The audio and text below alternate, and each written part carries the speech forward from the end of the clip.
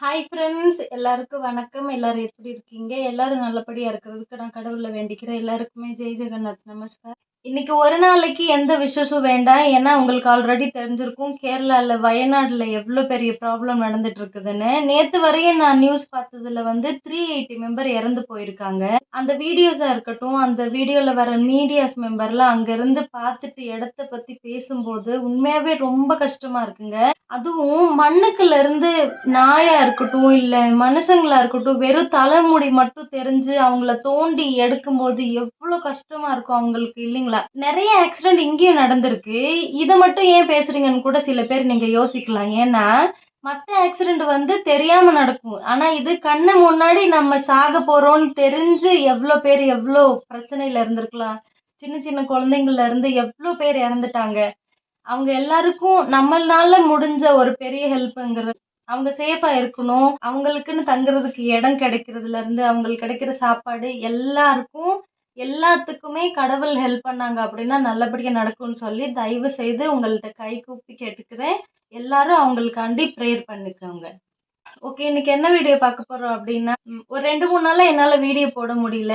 அங்க அந்த ப்ராப்ளம் நடக்கிறதுக்கு முன்னாடி சிச்சுவேஷன் எப்படி இருந்ததோ அந்த மாதிரிதான் இங்கேயும் நல்ல மழை, தொடர்ந்து இங்க இடி இடிச்சதுல ஒருத்தவங்க இறந்து போயிட்டாங்க. அதனால பாப்பா வச்சுக்கிட்டு வெளியே எங்கேயும் போக முடியாது, கொஞ்சம் பிஸியா போயிடுச்சு. இன்னைக்கு எப்போதுமே நான் தமிழ்நாடு போகும்போது ஆன்லைன்ல பர்ச்சேஸ் பண்றது உங்ககிட்ட நான் காமிப்பேன்ல, அந்த மாதிரி இன்னைக்கு நான் என்னென்ன வாங்கியிருக்கேன் அப்படிங்கறத பார்க்க போறோம். அதுக்கு முன்னாடி நான் காலையில என்ன சமைச்சேன், என்ன சாப்பிட்டேன்னு பாருங்க. நைட்ல கூட இந்த அளவுக்கு இருட்டு இருக்குமா என்னன்னு தெரியல. பாருங்க பகல்ல எவ்வளவு இருட்டா இருக்குன்னு. கரண்ட்டும் இல்ல. டைம் இப்போ 7 ஆகுது. அரிசி வெந்துட்டு இருக்கு. இனிமேல் தான் குழம்பு செய்யணும். இன்னைக்கும் இங்க காலையில செம்ம மழைங்க. இன்னைக்கு குழம்பு வெண்டைக்காய், மாங்காய் வத்தல், தக்காளி, அதுக்கப்புறம் உருளைக்கிழங்கு சேர்த்து தான் குழம்பு செய்ய போகிறேன். உருளைக்கிழங்கு ஆல்ரெடி அரிசி போடும்போதே வேக வச்சுருக்கேன். அதனால் சாப்பாடு ரெடியான உடனே உருளைக்கிழங்கும் ரெடி ஆயிரும். இதுக்கப்புறம் தான் வெண்டைக்காயெலாம் கட் பண்ணணும். அதுக்கப்புறம் பொரியல் இங்கே பாருங்கள், நேற்று பாவக்காய் அதுக்கப்புறம் கோவக்காய் எல்லாம் ஃப்ரை பண்ணலிங்களா, எல்லோ கலரில் ஆயிடுச்சு. இன்றைக்கி இது எல்லாமே கட் பண்ணணும். இந்த பூ இன்றைக்கி புளிக்குழம்பு சேர்க்குறோம்ல, அதனால இது மிக்ஸ் பண்ணால் நல்லா இருக்காது. இந்த ஃப்ரையில் தான் மிக்ஸ் பண்ணணும். இது எல்லாமே இப்போ கட் பண்ணுவேன். ஓகே, எல்லாத்தையும் கட் பண்ணிவிட்டு உங்ககிட்ட காமிக்கிறேன். டைம் இப்போ 8:45 ஆகுது. சாப்பாடு செஞ்சு முடிச்சு குழம்பு செஞ்சு முடிச்சிட்டேன். நெக்ஸ்ட்டு இங்கே பாருங்கள், கோவக்காய், அதுக்கப்புறம் புட்லோ, பாவக்காய், உருளைக்கிழங்கு இதெல்லாம் சேர்த்து பொரிக்கணும்.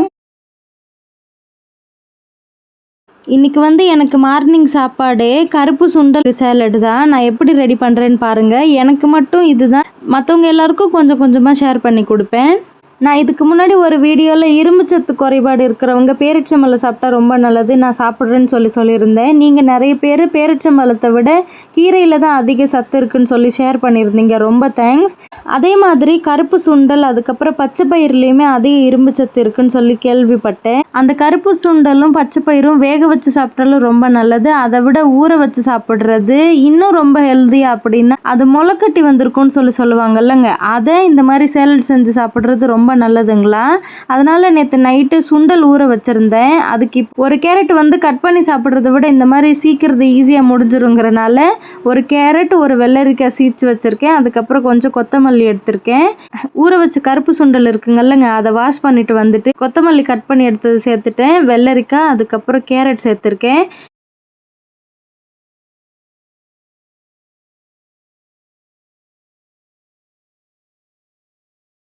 இந்த மாதிரி சேலட் ஐட்டம்லையுமே மிளகாத்தூள் சேர்க்குறத விட மிளகுத்தூள் சேர்த்து சாப்பிட்றது ரொம்ப நல்லதுன்னு சொல்கிறாங்க.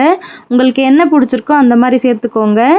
சுண்டல், வெள்ளரிக்காய், கேரட் எல்லாமே கொஞ்சம் அதிகமாக இருக்குது. ஆனால் நான் சில்லி பவுடர் கொஞ்சம் கம்மியாக தான் கொடுத்தேன், மிளகுத்தூள் இல்லை. நெக்ஸ்ட்டு உப்பு சேர்த்துருக்கேன். இப்போ இதை நல்லா மிக்ஸ் பண்ணிக்கலாம். கேரட் இருக்கிறனால நான் தக்காளி சேர்க்கலை, வெங்காயமும் இன்றைக்கி சேர்க்கலை. ஜஸ்ட்டு இப்படி தான் சாப்பிட போகிறோம். இப்போ நல்லா மிக்ஸ் பண்ணிட்டு இருக்கும்போது என்னோட ஹஸ்பண்ட் சொன்னாங்க வெங்காயம் சேர்த்தா இன்னும் சூப்பராக இருக்கும்னு. அதனால அதுக்கப்புறம் கட் பண்ணி சேர்த்துக்கிட்டேன். நல்லா மிக்ஸ் பண்ணதுக்கப்புறம் ஒரு கப்பு அப்பாவுக்கு, இன்னொரு கப்பு ஹஸ்பண்டுக்கு. பாப்பாவுக்கு ஆல்ரெடி கொடுத்துட்டேன், அவள் உடனே ஓடிட்டா. நெக்ஸ்ட் இருக்கிறத வந்து நான் தான் சாப்பிடுவேன். இன்னைக்கு மார்னிங் டிஃபன் வந்து எனக்கு இதுதான். உங்களுக்கும் பிடிச்சிருந்தா வாங்க சாப்பிடலாம். முதல்ல நான் என்ன வாங்கியிருக்கேன்னு பார்க்கறதுக்கு முன்னாடி ஒடிசால இருந்து நம்ம தமிழ்நாட்டில் நம்ம ஃப்ரெண்ட்ஸ் ஒருத்தவங்களுக்கு நான் என்ன கொண்டுட்டு போறேன்னு பாருங்க. அதோட செலவு எல்லாமே அவங்க பணம் சென்ட் பண்ணி விட்டுருந்தாங்க. அது மூலியமா தான் நான் அவங்களுக்கு வாங்கிட்டு போறேன். காட்டன் சாரீஸ். இங்க நான் யூஸ் பண்ற சாரீஸ் அவங்களுக்கு ரொம்ப பிடிக்குமா, அதனால அவங்க சொல்லியிருந்தாங்க. நிறைய பேருக்கு தெரிஞ்சிருக்கும். நான் கூட போன டைம் தமிழ்நாடு போகும்போது தஞ்சாவூர்ல மேரி சிஸ்டர்னு சொல்லி ஒருத்தவங்க வீட்டுக்கு போயிருந்தேன். அவங்களுக்கு தான் நீங்க கட்டுற காட்டன் சாரீ எனக்கும் பிடிக்கும், எனக்காக வாங்கிட்டு வாங்கன்னு சொல்லி அவங்க பணம் அனுப்பி தான் நான் வாங்கினேன். இந்த சாரீஸ்லாம் எப்படி இருக்குன்னு கொஞ்சம் பாருங்க. ஓப்பன் பண்ண வேணாம், ஓப்பன் பண்ணா மறுபடியும் வைக்கிறது கொஞ்சம் கஷ்டம். இது வந்து pink and sky blue colour. இங்க பாருங்க. பார்த்த உடனே இது அவங்களுக்கு கொடுத்தே ஆகணும்னு தோணுது. லேட் ஆகாம செலக்ட் பண்ண ஃபர்ஸ்ட் சாரீ இதுதான்.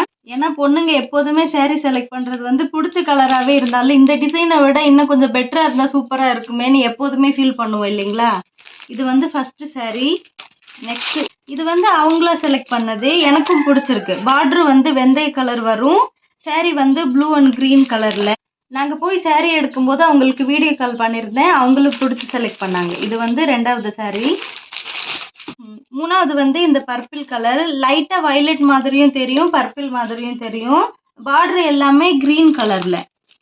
இந்த கலர்ல சாரீ வேணும்னு கேட்டிருந்தாங்க. நிறைய பர்பிள் கலர் இருந்தது, இதையுமே அவங்க பிடிச்சி செலக்ட் பண்ணாங்க. 3 சாரீ. இது வந்து அந்த சிஸ்டருக்கு தான். இந்த 3 சாரியும் எப்படி இருந்ததுன்னு கண்டிப்பா கமெண்ட் பண்ண மறந்துடாதீங்க. நெக்ஸ்ட் வந்து போன டைம் ஊருக்கு போகும்போது ஆர்டர் வந்து ரொம்ப பெருசாயிடுச்சு. இந்த டைம் அந்த மாதிரிலாம் இல்லை. பாப்பாவுக்கு ஒரு சின்ன ஃப்ராக். இங்க பாருங்க. இதை பார்த்த உடனே பாப்பா என்ன சொன்னா அப்படின்னா, இங்க கரடிக்கு வந்து பாலு அப்படின்னு சொல்லுவாங்க. புலி இல்ல புலிக்கு தானே பாகம் சொல்லுவாங்க. என்ன சொல்லுவாங்க? பாகோ. இதை பார்த்த உடனே அவ என்ன சொன்னா அப்படின்னா, பாலு ட்ரெஸ், கரடி ட்ரெஸ். அவ அப்படிதான் ரியாக்ட் பண்ணா இதை பார்த்த உடனே. எனக்கு இந்த கலர் ரொம்ப பிடிச்சிருந்தது. அதுக்கப்புறம் இந்த நடுவில் வந்திருக்க பெல்ட் அதெல்லாம் பிடிச்சிருந்தது. இது வந்து வெல்வெட். இங்கே இது எல்லாமே வெல்வெட். இது வந்து காட்டன் கிளாத்னு ஏமாந்துட்டேன். ஆனா இது காட்டன் இல்லை, பாலிஸ்டர். இதுவுமே சொதப்புனதான். ஆனா மாடல் ரொம்ப பிடிச்சதுனால அக்செப்ட் பண்ணிக்கிட்டேன். இது எப்படி இருக்குன்னு கமெண்ட்ல சொல்லுங்க. பாப்பாவுக்கும் இந்த கலர் செட் ஆகுமா இல்லையாங்கிறதையும் என்கிட்ட கமெண்ட்ல சொல்லுங்க.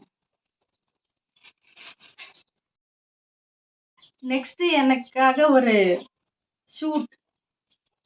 இது வந்து பலாசோ அப்படின்னு சொல்லுவாங்க. எனக்கு இந்த மாடல் ரொம்ப பிடிச்சிருந்தது. இந்த மாதிரி வெறும் பிளாக்ல வாங்கிட்டோம் அப்படின்னா நிறைய குர்த்தி கூட யூஸ் பண்ணலாம். எனக்கு ரொம்ப பிடிச்சிருந்ததே இந்த பார்டர் தான். இந்த ஷூட் ஏன் செலக்ட் பண்ணேன் அப்படின்னா, இங்க பாருங்க, நல்ல பெருசா இருக்கும். நம்ம குண்டா இருக்கவங்களே யூஸ் பண்ணாலும் உடம்பா ஒட்டாது. நான் வாங்கினதுக்கு அப்புறம் ஒரு டைம் கரண்ட் போச்சு. வெளியே போலாமா? இந்த சூட் வாங்கினதுக்கு அப்புறம் நான் ஒரு டைம் யூஸ் பண்ணி பார்த்தேன். எனக்கு ரொம்ப கம்ஃபர்டபுளா இருந்தது. ஊருக்கு போற அப்பையும் நான் உங்ககிட்ட சொல்றேன், இதுதான் யூஸ் பண்ணிட்டு போகணும்னு ரொம்ப ஆசை. இந்த சூட் ஒன்று வாங்கினேன். நெக்ஸ்ட் வந்து ஒரு இயரிங்.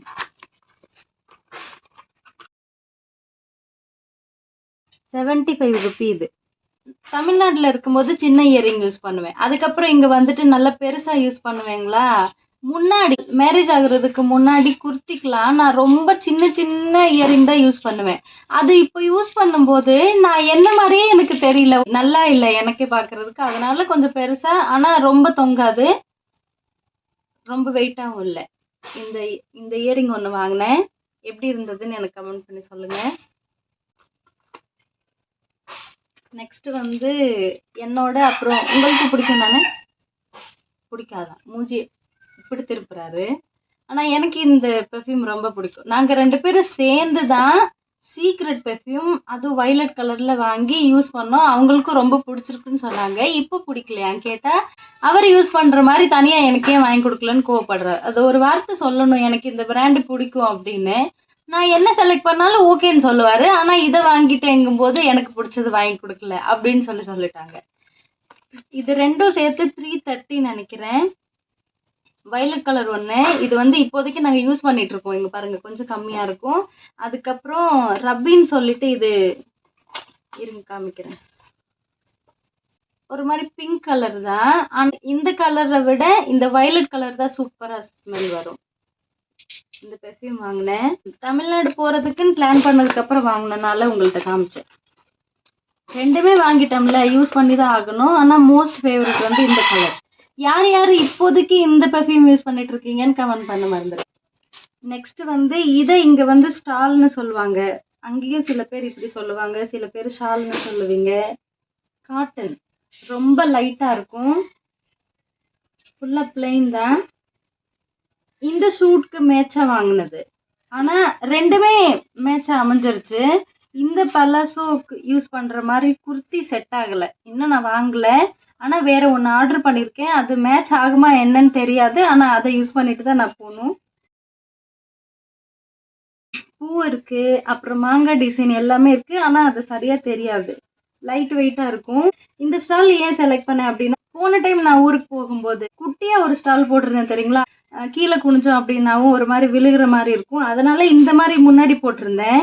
ஆனா இது கொஞ்சம் நல்லா இருக்கும், கீழே விழாது, டிராவலுக்கு சூப்பரா இருக்குங்கிறதுனால இந்த ஸ்டால் ஒன்று வாங்கியிருந்தேன். இந்த டைமும் என்னோட ஹஸ்பண்டுக்கு எதுவுமே வாங்கல. கொஞ்ச நாளைக்கு முன்னாடி ஒரு ஷர்ட் வாங்கியிருந்தால அதுவே போதும்னு சொல்லிட்டாரு. அதிகமா செலவு பண்ண வேணாம், அங்க போயிட்டு ஒருவேளை தங்குற மாதிரி இருந்தா நம்மளுக்கு பணம் தேவைப்படும்னு கொஞ்சம் சிக்கனமா தான் இவ்வளவுதான் வாங்கியிருக்கோம். இதுவுமே ஓவரா இருக்குன்னு சொல்லி நினைக்கிறவங்க நீங்க என்ன நினைக்கிறேங்கிறதையும் கமெண்ட் பண்ண மறந்துடாதீங்க. இவ்வளவுதான் ஆர்டர் பண்ணியிருக்கோம். டிக்கெட் எப்போ கன்ஃபார்ம் ஆகும்னு சொல்லிட்டு இன்னும் நான் சொல்லலை. கன்ஃபார்ம் ஆனதுக்கப்புறம் உங்களுக்கு இன்ஃபார்ம் பண்ணுவேன். ஓகே, இன்னைக்கு வீடியோ அவ்வளோதான். சப்போஸ் உங்களுக்கு இந்த வீடியோ பிடிச்சிருந்தா please like, share then subscribe me guys. Thank you, bye. என் ஹஸ்பண்ட் தூங்குறாரு வீடியோ எடுத்துக்கிட்டே. இப்படி தூங்கு.